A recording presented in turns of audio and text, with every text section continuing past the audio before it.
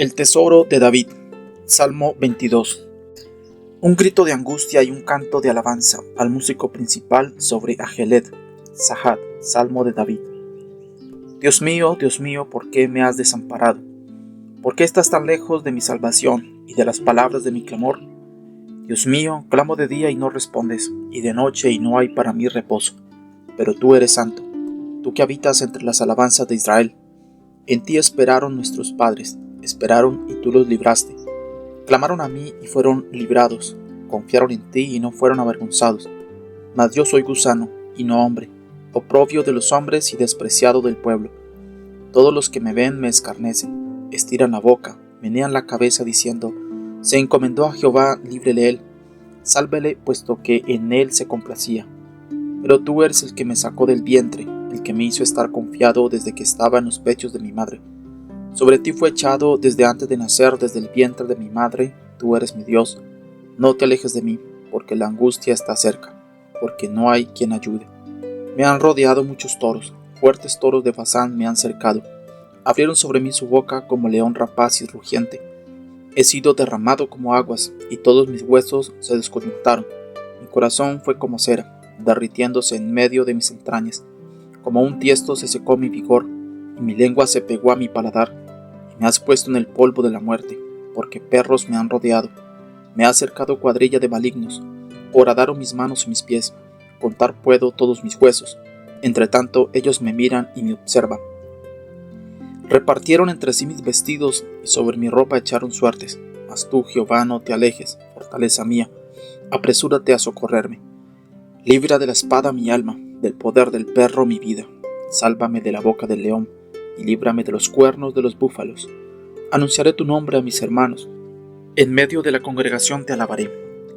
Los que teméis a Jehová, alabadle, glorificadle, descendencia toda de Jacob, y temedle vosotros, descendencia toda de Israel. Porque no menospreció ni abominó la aflicción del afligido, ni de él escondió su rostro, sino que cuando clamó a él, le oyó. De ti será mi alabanza en la gran congregación. Mis votos pagaré delante de los que te temen. Comerán los humildes y serán saciados. Alabarán a Jehová los que le buscan. Vivirá vuestro corazón para siempre.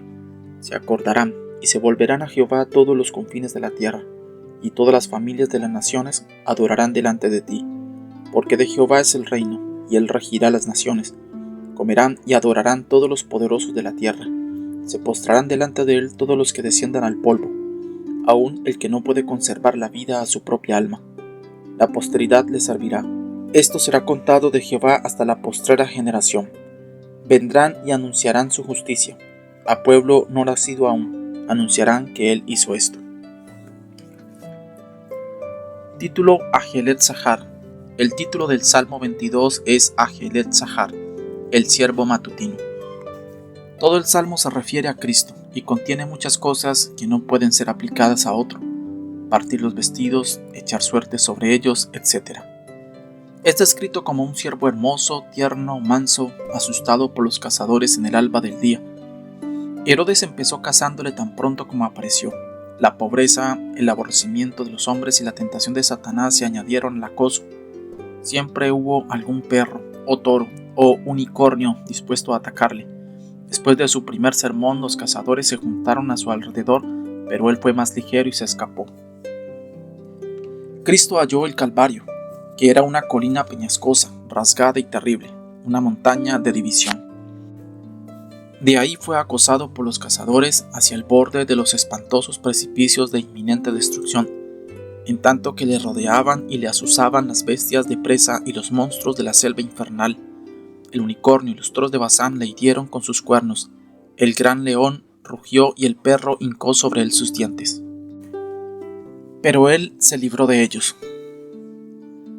A su tiempo inclinó la cabeza y entregó su espíritu. Fue enterrado en una tumba, y sus atacantes consideraron que su victoria era completa. No habían considerado que era un siervo matutino. Sin duda alguna, a su debido tiempo escapó de la red del cazador y puso sus plantas sobre los montes de Israel, vivo, para no morir más. Ahora está con María Magdalena en el jardín, dando evidencia de su propia resurrección. En un momento se halla en Emaús, animando a los discípulos, desconcertados y tímidos. No le cuesta nada ir desde allí a Galilea, a sus amigos, y de nuevo al monte de los olivos, a los montes de las especias, llevando consigo el alba matutina, vestida de vida y hermosura para siempre. Christmas Evans. Tema. Este es mucho más que todos los temas, el Salmo de la Cruz. Es posible que lo repitiera realmente palabra por palabra nuestro Señor cuando colgaba de la cruz. Sería demasiado atrevido afirmar que esto tuvo lugar, pero incluso el lector casual no puede por menos que preguntarse si no fue así. Empieza con Dios mío, ¿por qué me has desamparado? Y termina, según algunos en el original, con consumado es, para hallar expresiones de gemidos que se elevan desde las profundidades inexpresables del sufrimiento. Podemos decir que no hay ningún salmo como este. Es la fotografía de las horas más tristes de la vida de nuestro Señor, el testimonio de sus palabras al morir, el vaso que recoge sus últimas lágrimas, el recordatorio de sus gozos al expirar. David y sus aflicciones pueden hallarse aquí en un sentido muy modificado, pero así como la estrella desaparece ante la luz del sol, el que ve a Jesús probablemente ni tan solo pensará en buscar a David. Ante nosotros tenemos una descripción de las tinieblas y la gloria de la cruz, los sufrimientos de Cristo y la gloria que siguió después de ellos. Oh, si tuviéramos gracia para poder acercarnos y contemplar esta gran visión, le haríamos con reverencia, quitándonos el calzado como Moisés ante la zarza ardiente, porque si hay un lugar santo en algún punto de la Escritura, es en este Salmo. Carlos Spurgeon. Versículo 1. Dios mío, ¿por qué me has desamparado? ¿Por qué estás tan lejos de mi salvación y de las palabras de mi clamor? Dios mío, demos una mirada con santo asombro y notemos los destellos de luz entre las horribles tinieblas de este mediodía y medianoche. Primero, la fe de nuestro Señor requiere nuestra reverente imitación. Él sigue agarrado a su Dios con ambas manos y grita 2 veces, Dios mío, Dios mío. El espíritu de adopción era fuerte dentro del Hijo del Hombre que sufría y no tenía duda de su interés en su Dios. Oh, si nosotros pudiéramos imitarlo en este adherirse a un Dios que nos aflige. Y el que sufre no desconfía del poder de Dios para sostenerle, porque el título que usa, Él, significa fuerza y es el nombre del Dios omnipotente. ¿Por qué me has desamparado? Hemos de poner énfasis en cada una de las palabras de esta, la más triste de todas las expresiones. ¿Por qué? ¿Cuál es la gran causa de este extraño hecho? ¿Que Dios abandone a su propio Hijo en un momento de aflicción tan intensa? No hay causa en él. ¿Por qué? Pues le ha desamparado. Es algo que ha tenido lugar y el Salvador está sintiendo su efecto cuando hace la pregunta. Sin duda es cierta, por más que sea tan misteriosa. No era una amenaza de ser desamparado lo que le hace clamar hacia la gran seguridad. Él está sufriendo este desamparo en la realidad pura. Tú. Puedo entender por qué el traidor Judas y el tímido Pedro no se hallaban allí, pero que tú, mi Dios, mi fiel amigo, me hayas abandonado. Esto es lo peor de todo, sí, peor que todo lo demás junto. El infierno mismo tiene como su peor llama la separación del alma de Dios. Desamparado. Si tú me hubieras afligido, podría sufrirlo, porque tu faz resplandecería. Pero el abandonarme del todo, ¿por qué? Tu hijo inocente, obediente, sufrido, ¿por qué abandonarme cuando estoy pereciendo? La idea de uno mismo sometido a penitencia y la vista de Jesús en la cruz, vistas por la fe, pueden explicarnos mejor esta pregunta. Jesús es desamparado porque nuestros pecados se han interpuesto entre nosotros y nuestro Dios. Carlos Spurgeon. ¿Por qué? No el porqué de la impaciencia o la desesperación, no el preguntar pecaminoso de uno cuyo corazón se rebela contra su disciplina, sino más bien el de un hijo perdido que no entiende por qué su padre le ha dejado y que anhela ver el rostro de su padre de nuevo. J.J. Stewart Perowny.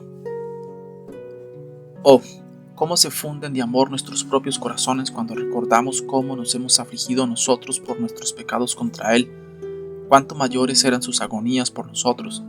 Hemos sufrido hiel y ajenjo, pero Él ha gustado una copa más amarga. La ira de Dios ha secado nuestros espíritus, pero Él fue abrazado con ira flameante. Estuvo sometido a un dolor violento en el huerto y en la cruz. La pena que sintió fue inexpresable al ser abandonado por su Padre, dejado por sus discípulos, ultrajado y reprochado por sus enemigos, y hecho maldición por nosotros. Este sol se hallaba bajo un eclipse. Este Señor vivo estaba muriendo, y su muerte ocurrió bajo el ceño de un Dios airado. Timothy Rogers. Versículo 2. Dios mío, clamo de día y no respondes, y de noche y no hay para mí reposo. Dios mío, clamo de día y no respondes.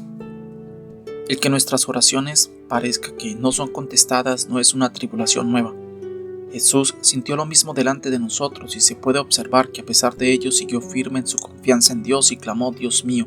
Por otra parte, su fe no le hizo menos insistente, porque en medio del horror de aquel día espantoso no cesó en su clamor, tal como en Getsemaní había sufrido agonías durante la noche. Nuestro Señor siguió orando, aunque no llegó a ninguna respuesta, y en esto nos da un ejemplo a la obediencia con sus propias palabras. Los hombres han de orar siempre y no desmayar. Ni la luz del día es demasiado deslumbrante, ni la noche es demasiado oscura para orar, y ninguna dilación o negativa aparente, por dolorosa que sea, debería tentarnos a abstenernos de nuestro insistente ruego. Carlos Spurgeon. Versículos 2 y 3. Aquellos que tienen cañerías de agua que van a sus casas, si no les llega el agua, llegan a la conclusión de que los caños se han obturado o roto, pero no la fuente. Si la oración no da resultado, hemos de estar seguros que la falta no está en Dios, sino en nosotros. Si estuviéramos nosotros maduros para la misericordia, Él estaría dispuesto a hacérnosla llegar, y aún está esperando con este propósito. John Trapp. Versículo 3. Pero tú eres santo, tú que habitas entre las alabanzas de Israel. Si no podemos ver ningún motivo para la dilación en la respuesta a la oración, hemos de dejar el enigma sin resolver, pero no hemos de huir del rostro de Dios a fin de inventar otra respuesta. El argumento es: tú eres santo. Oh, ¿por qué desamparas a tu santo en esta hora de suprema angustia? No podemos poner en duda la santidad de Dios, sino que hemos de considerarla y usarla como una base en nuestras peticiones. Carlos Spurgeon. Aquí tenemos el triunfo de la fe. El Salvador se mantuvo como una roca en el ancho océano de la tentación. Por más que las olas se levantaran, lo mismo se levantó su fe, como una roca de coral que crece y se hace fuerte hasta que pasó a ser una isla de salvación para nuestras almas en naufragio. Es como si hubiera dicho: no importa lo que he de sufrir. Las tempestades pueden rugir sobre mí, los hombres pueden despreciarme, los demonios tentarme, las circunstancias arrollarme y Dios desampararme. Con todo, Dios es santo. No hay injusticia en Él. John Stevenson. ¿Parece extraño que el corazón en las tinieblas y la pena halle consuelo en este atributo de Dios? No, porque la santidad de Dios no es sino otro aspecto de su fidelidad y misericordia. Y en este nombre notable, el Santo de Israel, se nos enseña que el que es el Santo Dios es también el Dios que ha hecho pacto con sus escogidos. J.J. Stewart Perón. Aunque las tentaciones fueran más negras, la fe no hará el menor caso de una mala palabra dicha contra Dios, sino que justificará a Dios siempre. David Dixon. Versículo 4. En ti esperaron nuestros padres, esperaron y tú los libraste. Esta es la regla de la vida para con toda la familia escogida. Es mencionada 3 veces. Confiaron, confiaron y confiaron, y nunca dejaron de confiar, porque era su modo de vida y las cosas le fueron bien también porque tú los libraste. La experiencia de otros santos puede ser una gran consolación para nosotros cuando estamos en las aguas profundas. Sí, la fe puede estar segura de que vamos a recibir liberación, pero cuando sentimos que nos hundimos, es un consuelo muy pobre ver que otros están nadando. El uso del pronombre plural nosotros muestra lo unido que se hallaba con su pueblo Jesús incluso en la cruz. Decimos: Padre nuestro que estás en los cielos, y Él llama a nuestros padres a aquellos por los que llegamos al mundo, aunque Él no tenía padre en la carne. Versículo 6. Mas yo soy gusano y no hombre, oprobio de los hombres y despreciado del pueblo. Mas yo soy gusano y no hombre. Este versículo es un milagro de lenguaje. ¿Cómo podía el Señor de la Gloria llegar a una sumisión tan grande como para no solo ser inferior a los ángeles, sino también inferior a los hombres. ¿Qué contraste entre yo soy y soy un gusano?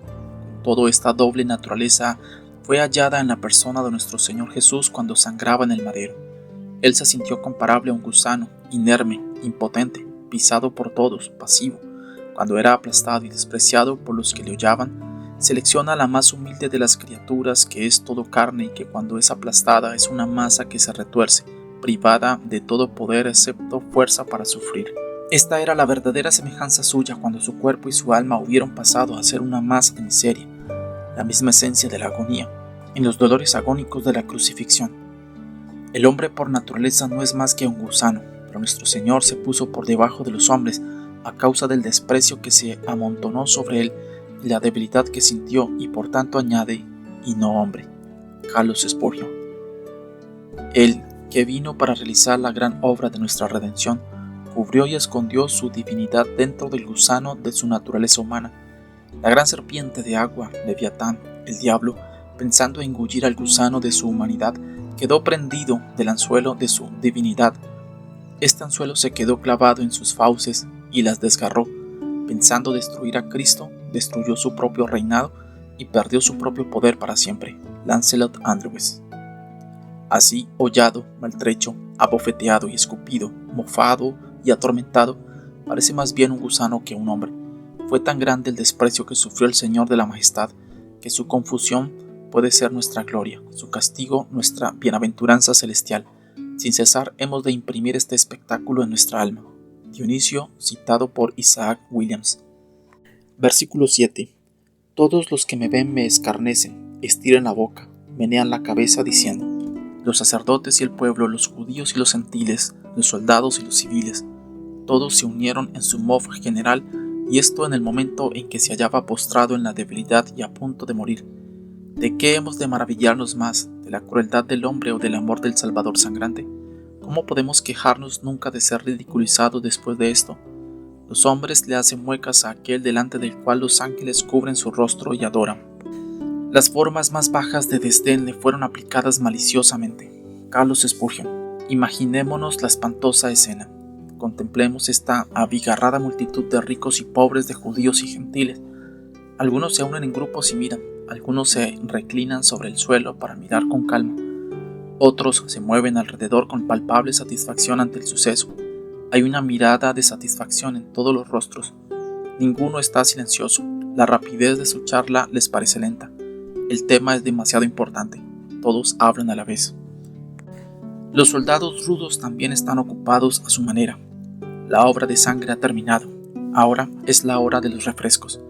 Y algunos satisfechos se acercan a la cruz y ofrecen al Salvador algo de vinagre y agua, y le dicen que beba, pero la retiran. Lucas 23:36. Saben que ha de sufrir una sed intensa y que con ello agravan la burla del refrigerio. Crueles romanos, regicidas judíos, ¿no basta con la muerte? ¿Es necesario añadir la burla y el escarnio? En este triste día Cristo os congregó, una unidad horrible, constituida por burladores y asesinos del Señor de la Gloria. John Stevenson. Versículo 8. Se encomendó a Jehová, líbrele él, sálvele, puesto que en él se complacía.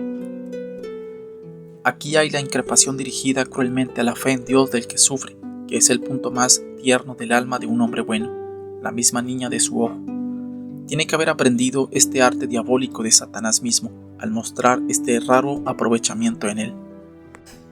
Versículo 9. Pero tú eres el que me sacó del vientre, el que me hizo estar confiado desde que estaba en los pechos de mi madre.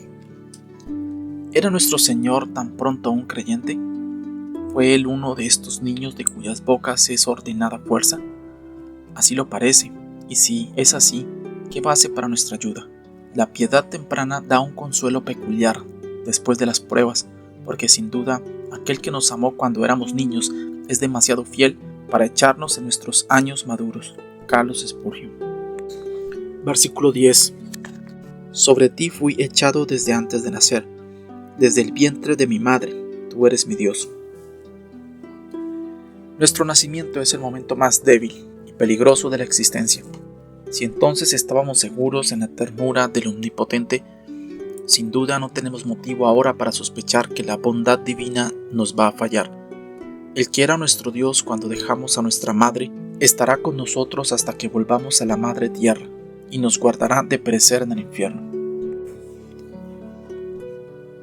Versículo 12. Me han rodeado muchos toros, fuertes toros de Basán me han cercado. Los poderosos en la multitud son marcados aquí, notados por el ojo lleno de lágrimas de su víctima. Los sacerdotes, los ancianos, los fariseos, los escribas, los capitanes, rugían alrededor de la cruz como animales salvajes, alimentados en los pastos solitarios de Basán, llenos de fuerza y vigor, todos pisotean, espumando con su boca al inocente, y desean herirle de muerte con sus crueldades. Hemos de concebir al Señor Jesús como un hombre inerme, desnudo, echado en medio de un hato de toros salvajes furiosos. Carlos Spurgeon. Versículo 13. Abrieron sobre mí su boca como león rapaz y rugiente. Basán es un territorio fértil, según Números 32:4, y el ganado que pase en estos prados es gordo y fuerte, Deuteronomio 32:14. Como ellos, los judíos en aquella tierra se engordaron y cocearon, volviéndose orgullosos y rebeldes, olvidando a Dios que los hizo y estimando en poco la roca de su salvación. George Horne. Versículo 14. He sido derramado como aguas, y todos mis huesos se descoyuntaron, mi corazón fue como cera derritiéndose en medio de mis entrañas. Estoy derramado como agua, esto es, en las ideas de mis enemigos, estoy completamente destruido. ¿Por qué hemos de morir? Y somos como agua derramada en el sueño que no puede volver a ser recogida. Segunda de Samuel 14:14. Qué maravilla dice San Bernardo que el nombre del esposo sea como ungüento derramado, cuando él mismo por la grandeza de su amor fue derramado como agua. J. M. Neal. Todos mis huesos se descoyuntaron. El potro funcionaba como un aparato de tortura horrible, y la cruz era un potro en el que él fue distendido, dice el Salmo, hasta que sus huesos fueron descoyuntados, pero incluso el estar colgando durante 3 horas largas con los brazos extendidos tiene que haber sido un dolor increíble. Las manos y los pies estaban clavados, una parte del cuerpo en extremo sensible, a causa de los tendones que hay en ellas, por lo que su dolor tenía que ser imposible de medir. Lancelot Andrewes. Mi corazón se torna como cera, derritiéndose en medio de mis entrañas. El Dr. Hill observa, si el corazón de Cristo, el león de la tribu de Judá, se fundía, ¿qué corazón puede resistir o qué manos pueden soportar cuando Dios las trata en su ira? Versículo 16.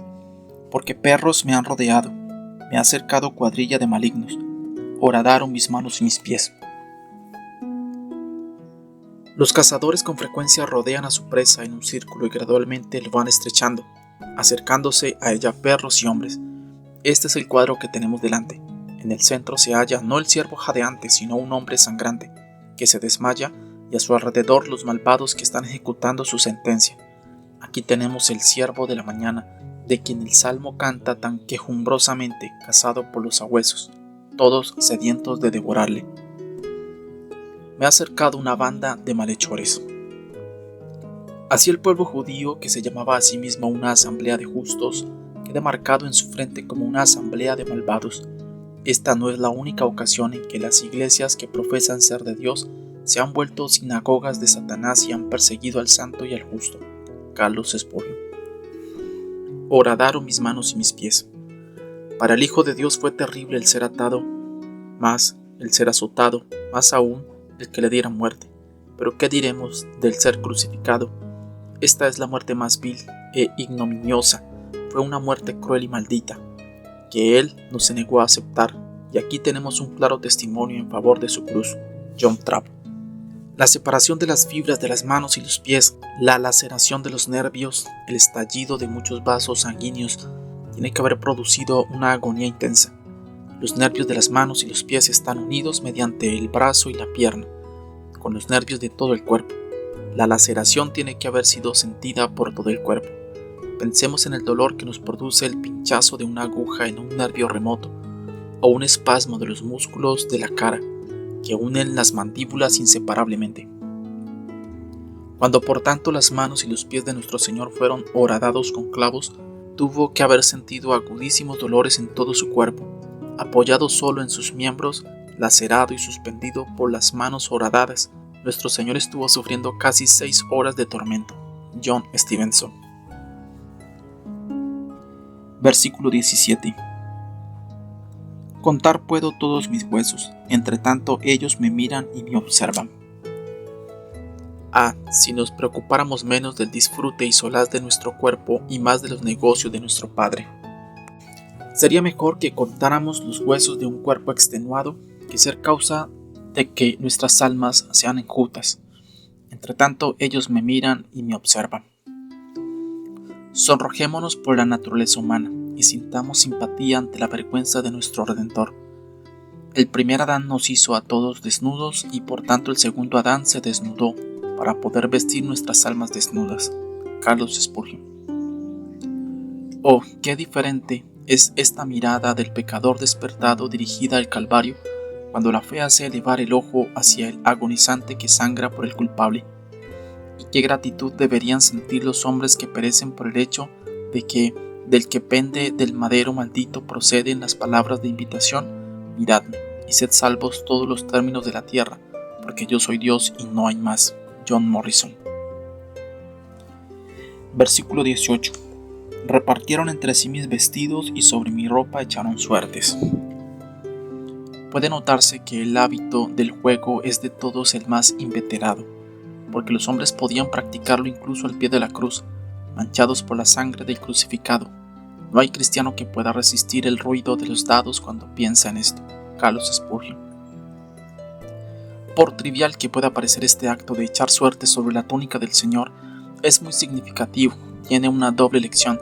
Nos enseña el valor que se daba a una túnica sin costura, lo poco en que se tenía aquel a quien pertenecía. Parece decir, el vestido es más valioso que su dueño, como se dijo de las 30 piezas de plata, un buen precio en el que le evaluaron. Así podemos ver, por el hecho de las suertes, en qué poco valor tenían a Cristo. John Stevenson. Versículo 21. Sálvame de la boca del león y líbrame de los cuernos de los búfalos. Satanás es llamado león y es apropiado porque tiene los rasgos del león. Es atrevido, fuerte, furioso, terrible como un león rugiente. Sí, pero hay más. El león carece de sutileza y suspicacia. Aquí el demonio está más allá del león. El león desdeña atacar al postrado. El diablo se aprovecha de ello. El león cuando está harto no caza. El diablo está harto y devora. Lo busca todo. Que el simple no diga, no se fijará en mí, ni el astuto no me podrá cazar, ni el noble no se atreverá conmigo, ni el rico no querrá vérselas conmigo, porque él busca y devora a todos. Él es nuestro adversario común. Por tanto, dejemos de tener altercados entre nosotros y luchemos contra él. Thomas Adams. Versículo 21 y 22. La transición es muy marcada. Una horrible tempestad ha cambiado en calma. La oscuridad del Calvario al fin ha pasado del rostro de la naturaleza y del alma del Redentor, y contemplando la luz de su triunfo y sus resultados futuros, el Salvador sonríe. Versículo 22. Anunciaré tu nombre a mis hermanos, en medio de la congregación te alabaré. Entre las primeras palabras después de su resurrección hay: id a mis hermanos. En el versículo que tenemos delante, Jesús ve por adelantado la felicidad al comunicarse con su pueblo. Se propone ser su maestro y ministro y piensa en el tema de su discurso. Podemos aprender de esta resolución de nuestro Señor que uno de los métodos más excelentes de mostrar nuestro agradecimiento por la liberación es contar a nuestros hermanos lo que el Señor ha hecho por nosotros. Mencionamos nuestras aflicciones con mucha frecuencia. ¿Por qué somos tan lentos en declarar nuestras liberaciones? Carlos Spurgeon. Mis hermanos, esto nos da evidencia de la condescendencia del Hijo de Dios y también de la gran exaltación de los hijos de los hombres. Que el Hijo de Dios sea hermano de los hijos de los hombres es una gran humillación. Que los hijos de los hombres sean hechos hermanos del Hijo de Dios es un alto grado de exaltación, porque los hermanos de Cristo son en este sentido hijos de Dios, herederos de la salvación, o sea, reyes, no terrenales, sino celestiales, no temporales, sino reyes eternos. Este respeto de Cristo a sus hermanos es un gran aliento y consuelo para los que son despreciados y escarnecidos por los hombres de este mundo a causa de profesar a Cristo en él. William Gough. Versículo 24. Porque no menospreció ni abominó la aflicción del afligido, ni de él escondió su rostro, sino que cuando clamó a él, le oyó. Es cierto que la justicia exigía que Cristo llevara la carga que como sustituto se ofreció para llevar, pero Jehová siempre le amó, y en amor puso esta carga sobre él, con miras a su gloria ulterior y al cumplimiento del deseo más querido de su corazón. Pero cuando clamó, él le escuchó. Ninguno que se acerca a su trono va a hallar a Dios infiel o desdeñoso. Versículo 25. De ti será mi alabanza en la gran congregación, mis votos pagaré delante de los que le temen. La palabra indica claramente que la verdadera alabanza es de origen celestial. Las armonías más delicadas en la música no son nada a menos que sean sinceramente consagradas a Dios por corazones santificados por el Espíritu. Versículo 26. Comerán los humildes y serán saciados, alabarán a Jehová los que le buscan. Vivirá vuestro corazón para siempre. Nota cómo el amigo amante de nuestras almas se solaza con el resultado de su muerte. Los pobres espirituales hallan un banquete en Jesús, se alimentan de él para la satisfacción de sus corazones. Estaban hambrientos hasta que él se les dio a sí mismo, pero ahora están saciados con los manjares exquisitos. Carlos Spurgeon. Alabarán a Jehová los que le buscan, vivirá su corazón para siempre. Ahora quisiera saber quién es el hombre que habría podido dictar tales leyes que unieran los corazones de los hombres o prepararan recompensas que llegaran a las almas y conciencias de los hombres.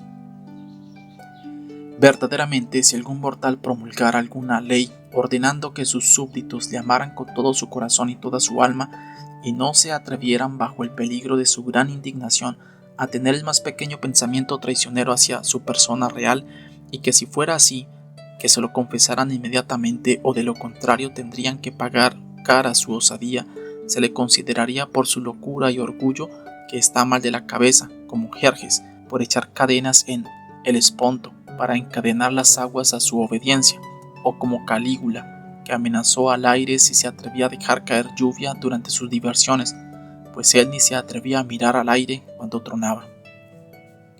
Ciertamente un hombre así no tendría bien la cabeza y no sería apto para un trono, ya que no es posible pensar que los pensamientos y corazones de los hombres pudieran hallarse bajo su jurisdicción. William Gurnall. Versículo 27. Se acordarán y se volverán a Jehová todos los confines de la tierra, y todas las familias de las naciones adorarán delante de ti. La naturaleza de la verdadera conversión es recordar, volverse al Señor y adorar delante de Él. Este es un proceso sencillo y simple, quizá el primer ejercicio religioso para la mente, de que somos conscientes es la reflexión. Un estado de no ser regenerado es un estado de olvido. Dios es olvidado. Los pecadores han perdido todo sentido justo de su gloria, autoridad, misericordia y juicio. Viven como si no hubiera Dios, como si pensaran que no lo hay. Pero si somos llevados a la verdadera conversión, se nos hace recordar todas estas cosas. Este cambio divino es expresado debidamente por el caso del pródigo, el cual se dice que volvió en sí, o sea, a su mente sana. Pero además la verdadera conversión no consiste solo en recordar, sino en volverse al Señor. Esta parte del pasaje expresa el renunciar a nuestros ídolos del corazón, sean lo que sean, y una sumisión al camino del Evangelio para la salvación por Cristo solamente. Aún más, la verdadera conversión a Cristo va acompañada de adoración a Él, condensado de Andrew Fuller. Y todos los confines de la tierra recordarán. Esta es una expresión notable. Implica que el hombre ha olvidado a Dios, representa a todas las generaciones sucesivas del mundo como si fuera una sola, y luego muestra a esta generación como si hubiera estado un tiempo en el paraíso recordando súbitamente al Señor a quien habían conocido pero luego olvidado. Las naciones convertidas, sabemos por este versículo, no solo obtendrán el recuerdo de su pasado, sino que serán llenas del conocimiento de su deber presente. John Stevenson. Versículo 29. Comerán y adorarán todos los poderosos de la tierra, se postrarán delante de él todos los que descienden al polvo, aun el que no puede conservar la vida a su propia alma. Nadie puede conservar la vida a su propia alma. Esta es la solemne contrapartida del mensaje del Evangelio de mira y vivirás. No hay salvación fuera de Cristo. Hemos de conservar la vida y tener la vida de Cristo como un don, o pereceremos eternamente. Esta es una doctrina evangélica muy sólida y debería ser proclamada en cada rincón de la tierra para que como un gran martillo pueda desmenuzar la confianza propia en todos. Carlos Spurgeon.